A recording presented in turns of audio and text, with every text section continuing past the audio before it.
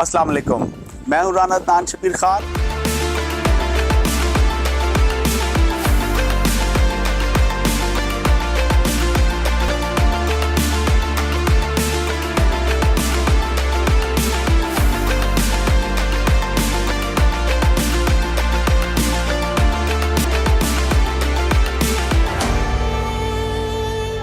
अस्सलाम वालेकुम, मैं हूँ राना अदनान शबीर खान और आप देख रहे हैं नवाए फिक्र। कल एक नौजवान सियासतदान की जानिब से एक बहुत मुतवाज़न और सियासी एतबार से प्रो पाकिस्तान प्रेस कॉन्फ्रेंस की गई।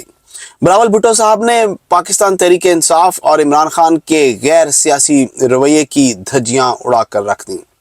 इमरान खान साहब की गैर सियासी और सेल्फ सेंटर्ड अप्रोच ने उनकी अपनी पार्टी और पाकिस्तान को एक मुश्किल दोराहे पर लाकर खड़ा कर दिया है। एक वक्त था कि पाकिस्तान तहरीक इंसाफ की सेंटर में और 2 सूबों में बड़ी अच्छी गवर्नमेंट थी, और वो आज भी होती अगर वो सिर्फ वोट ऑफ नो कॉन्फिडेंस के बाद एक सियासी रवैया रखते हुए, जमहूरियत पर बिलीव करते हुए अपोजिशन बेंचेस पर जाकर बैठ जाते और अगले इलेक्शन या उस वक्त तक का इंतज़ार करते जब उनके नंबर्स दोबारा असेंबली में पूरे हो जाते। मगर काला जादू और टोरा कार्ड्स के मुताबिक उन्होंने आखिरी बॉल तक खेलने का इरादा बना लिया। मगर शायद वो ये भूल गए कि आखिरी बॉल तक खेलने का मतलब ये है कि हौसले के साथ विकेट पर खड़े होकर खेलना पड़ेगा और लूज बॉल का इंतज़ार करना पड़ेगा। मगर वो तो अपना ही बल्ला विकेटों में मारकर बॉल लेकर भाग गए। कल बिलावल भुट्टो ने कहा कि पाकिस्तान तहरीक इंसाफ किसी भी सियासी जमात के साथ बातचीत करने और हुकूमत साजी करने के लिए तैयार नहीं है, इसलिए उनको पाकिस्तान की खातर, जमहूरियत की खातर पाकिस्तान मुस्लिम लीग नून की हुकूमत साजी में मदद करनी पड़ेगी ताकि मुल्क में सियासी इस्तेहकाम आ सके, क्योंकि हम अगले इलेक्शंस के मुतहम्मिल नहीं हो सकते, हमारे पास इतने पैसे नहीं हैं। मगर साथ उन्होंने ये भी कहा कि वो खुद हुकूमत का हिस्सा नहीं बनेंगे। अगर पाकिस्तान तहरीक इंसाफ थोड़ी देर के लिए एक जत्थे की मेंटालिटी से बाहर निकलकर जमहूरी अंदाज से सोचे तो वो दोबारा सेंटर में और 2 सूबों में बहुत ताकतवर हुकूमत साजी कर सकती है, और being a largest political party उनको ऐसा ही करना चाहिए। इससे ना सिर्फ पाकिस्तान तहरीक इंसाफ को बल्कि सबसे ज़्यादा फ़ायदा पाकिस्तान और पाकिस्तान की गरीब आवाम को होगा। मुल्क में सियासी इस्तेहकाम ही माशी इस्तेहकाम की ज़मानत है जिसकी हमें अशद ज़रूरत है। पाकिस्तान तहरीक इंसाफ ने जो शख्स KPK के लिए चीफ मिनिस्टर नॉमिनेट किया है, सबको पता है, सब जानते हैं कि इस अपॉइंटमेंट से सूबे में इंतशार के अलावा और कुछ नहीं आएगा।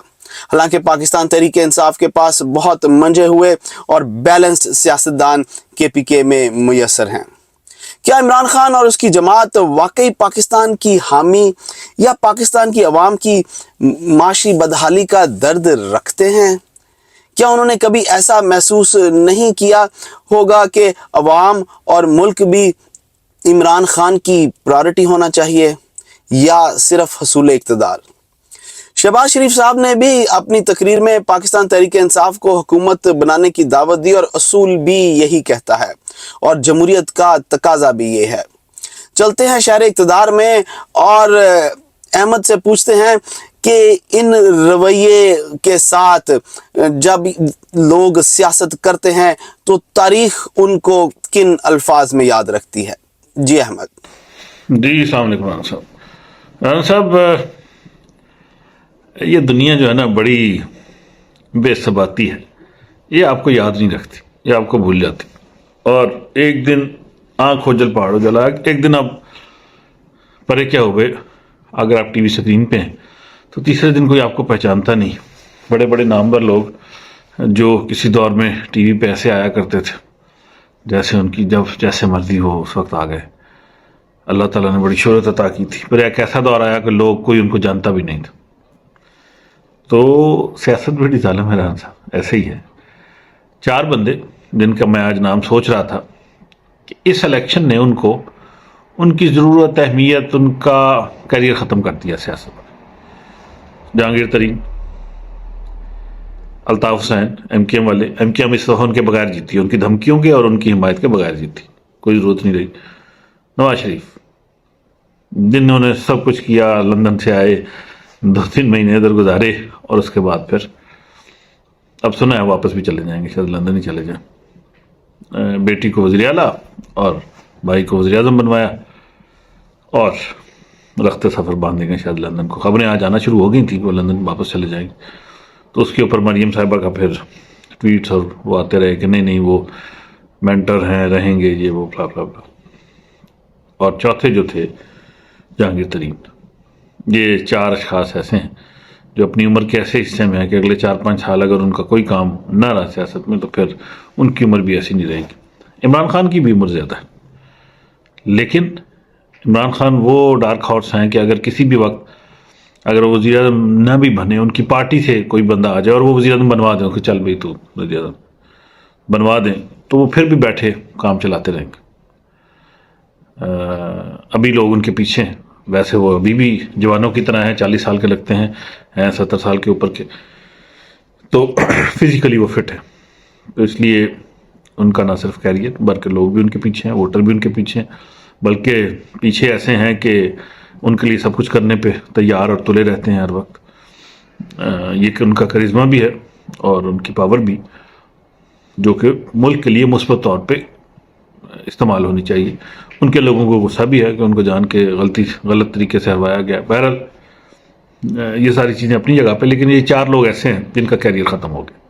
سیاست سے اب ان کا تعلق جو ہے وہ واجبی سا رہ جائے گا. سیاست کسی دور میں جب مشرف صاحب پاور میں تھے, پھر وہ چلے گئے, پھر وہ لندن چلے گئے, پھر ان کے انٹرویو آیا کرتے تھے, اور وہ بھی کبھی کبھی. تو اس طریقے سے یہ لوگ بھی اگر یہ کبھی بولنا بھی چاہیں گے تو صرف بولے ہی کریں گے, اور اس کے علاوہ کچھ نہیں. تو یہ بہرحال آج کا جو ہے وہ پوائنٹ یہی بنتا ہے کہ سیاست بے رحم چیز ہے اور یہ لوگوں کو بھول جاتی ہے.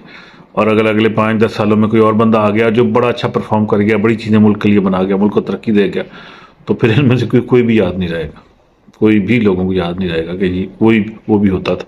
اور جنریشن جس طریقے سے ٹیکنالوجی اور یہ ساری چیزیں چینج ہو رہی ہیں, اور لوگ جس طریقے سے کھبے ہوتے ہیں ٹیکنالوجی میں, وہ میرا نہیں خیال کہ کوئی لوگ ان کو بہت جلدی یاد رکھ سکیں. جی رانا صاحب. خواتین و حضرات, آج کی اشد ضرورت یہ ہے کہ ملک کی تمام سیاسی جماعتیں مل کر بیٹھ جائیں اور کچھ ایشوز پر ایگری کریں, جن میں سب سے پہلے الیکشن کمیشن کی تنظیم نو ہے, اور پھر اس پروسیس کو ڈیسائیڈ کریں جو فری اور فیئر الیکشن کی طرف ملک کو لے کر جائے اور جو سب جماعتوں کو ایکسیپٹیبل ہو. نمبر 2 پر اکانومی, ایجوکیشن, ہیلتھ اور فارن پالیسی میرے نزدیک آتے ہیں. ان تمام سبجیکٹ پر ایک کامن ایجنڈا ترتیب دیں تاکہ پاکستان کی ایک سمت مقرر ہو. چاہے کسی کی بھی حکومت آئے, اس سمت کو پکڑا جائے, اس سمت کو نہ چھوڑا جائے, اور اس کو ٹرو لیٹر اینڈ اسپرٹ میں اس کو فالو کیا جائے. اور اس ایجنڈے میں تمام سیاسی جماعتیں, چاہے وہ گورنمنٹ میں ہوں, بڑی ہوں, چھوٹی ہوں, وہ سب آن بورڈ ہوں اور ان کا اس میں حصہ بھی ہو. اگر ایسا نہ ہوا تو مستقبل قریب میں, جو کہ مجھے ہوتا نظر آ رہا ہے, کہ ایک بہت بھاری قیمت پاکستان کو ادا کرنی پڑے گی. اور جیسا کہ احمد نے کہا کہ سیاسی مورخ بہت ظالم ہیں, وہ آپ کا نام تاریخ کے سیاہ باب میں تحریر کریں گے. فیصلہ اس وقت صرف ایک شخص جسے عمران خان کہتے ہیں اس کے ہاتھ میں ہے. وہ چاہے تو عوام کے ٹرسٹ کو سامنے رکھے, اس ووٹر کے ٹرسٹ کو سامنے رکھے اور پھر فیصلہ کرے. وہ جس ضد پر اڑا ہے, ادروائز اس ضد کا خمیازہ ہم سب بھریں گے, وہ نہیں بھرے گا. میں آپ سے اجازت لوں گا. اللہ آپ سب کو آسانیاں نصیب فرمائے اور آسانیاں تقسیم کرنا نصیب فرمائے. السلام علیکم.